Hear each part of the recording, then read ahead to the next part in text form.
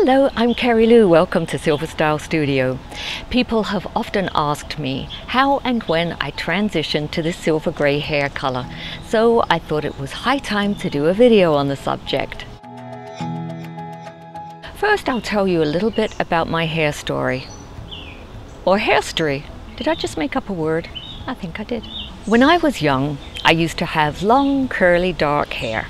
Around 30 years old, my hairstylist would give me a color glaze, which just made it look a lot shinier, and it also added just enough color to blend in the few little grays that were creeping up. Then as more grays came through, I reacted the way a lot of young people do. I started dyeing it about every 2 months. I'll call it gray hair in this video, but that includes silver, white, or salt and pepper. At around 40, it started to look really dull and porous. All the chemicals were really taking a toll on my poor hair, and I was looking for a change, so I decided to cut it to chin length.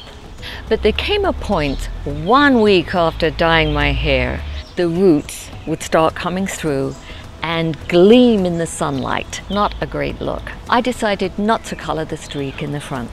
My hair was this cherry brown color all over, except with the silver streak here. And I really started to like the silver streak, and I actually wished I had more of it. I called it my wisdom streak. So what I originally saw was a problem, now I was seeing as a gift. I wore my wisdom streak hair for a while, and the streak began to get wider. I began to wonder how my hair would look if I spread that wisdom all over. Platinum. I talked to a colorist about stripping the dye out and going as blonde as I could without my hair falling out. I've always thought that hair is meant to be a playground. I don't take it too seriously because I can change a style or color whenever I want. And once I got tired of the platinum, I figured that I could go from blonde to gray with a lot easier transition. I was at least 50% gray at this point. For about 4 years, I bleached about every 6 weeks, and I kept it very short, and it did look cute. Although I never achieved that pure platinum because my hair was still so dark in the back and on the sides, and it was really expensive. I was paying for a haircut and color every 6 weeks. Boy, I am so glad I don't have to pay those bills anymore. I was also quite concerned about putting all those chemicals on my head for such a long time. Then I started to let it go longer in between bleaching it, and I saw that it was getting to be a nice color gray, a salt and pepper color with some sparkly silver. So I thought, okay, now maybe this is the time to see how this looks. And I went for it. For a while I had dark roots and blonde tips, which I didn't really mind. I just embraced the kind of rock and roll unkempt look, and it's been getting lighter and lighter ever since. Here are some of my observations and thoughts about going gray. Some people are worried that gray hair will make them look older. I do believe that gray hair gives the first impression of someone over 50. People just equate gray hair with being over a certain age. So even if your body's in good shape and your skin is nice, most people will see a person over 50 when they see gray hair. It's because we've been programmed by Hollywood movies, TV, advertising.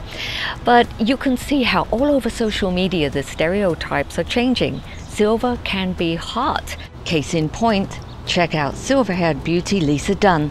If you're in a funk, go to her Instagram page for endless hair inspirations. It all depends on the style of the hair and the overall presentation of the person. Many people see gray hair as a symbol of wisdom. It gives the impression of a warrior, of a survivor. I don't want to pretend to be young. I am what I am, and that's all that I am, said Popeye the Sailor Man, and I agree with Popeye. Now I see gray hair as something you earn or you're blessed with at a certain age. It's like a badge of honor. Sure, it says you've been around a while, but what's wrong with that? I'm sure we all know people in our lives that were not blessed with the privilege of old age. I'm not saying going grey is for everyone though. I do know some women who went grey and their hair just looked very dull and flat. There was no dimension to it. If you grow your hair out an inch or two, you should be able to tell what kind of grey you might have and to get a sense of the overall color and shade pattern. At this point, you could ask your hairdresser their opinion, but do bear in mind that colorists do love to play with color, and I'm sure they wouldn't want to give up your business. People transition in different ways.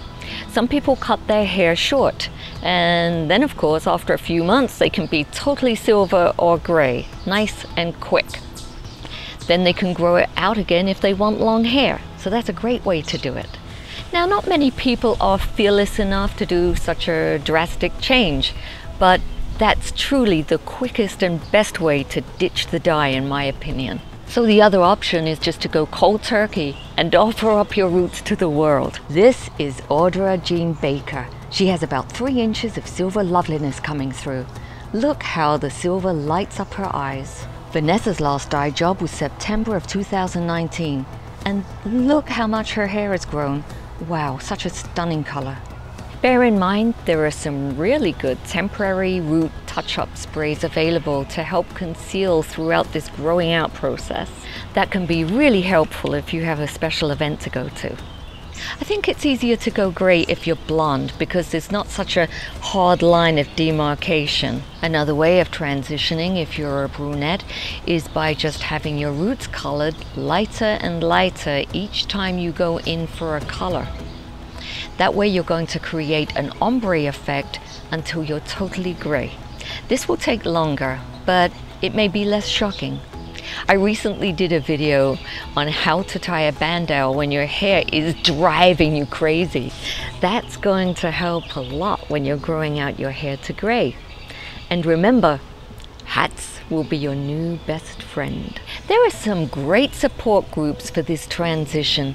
If you're on Instagram and you search under #Grombre, you'll see hundreds of stories and photos of women that are growing out their grey hair. Here are just a few more of my fabulous silver sisters.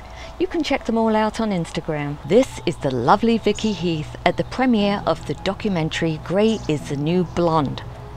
Truly a silver inspiration. Kat Garza is a model. Her clients love her silver hair. Look how thick and gorgeous it is. It's nice to see younger women like Anna Fonte embracing her silver side. Thanks to younger women ditching the dye, grey or silver hair is being seen less and less as an old lady thing. You'll find lots of great advice and encouragement there. I absolutely would never go back to dyeing my hair, and many women feel the same way after letting their natural color come through. You'll probably get some negative remarks from people along the way, even from spouses, friends, and relatives. They probably just can't envision how great it's going to look. So stick to your guns. We're always on some kind of hair journey, aren't we? As many of my regular viewers know, I'm on a growing out journey myself. I'm growing my hair longer. I don't know what it's going to look like in 3 months from now, because here's a journey, not a destination.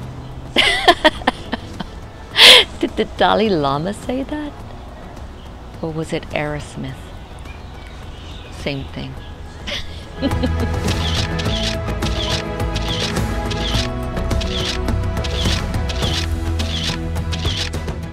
Please comment below if you have any questions or you want to share your story with us. Bye for now.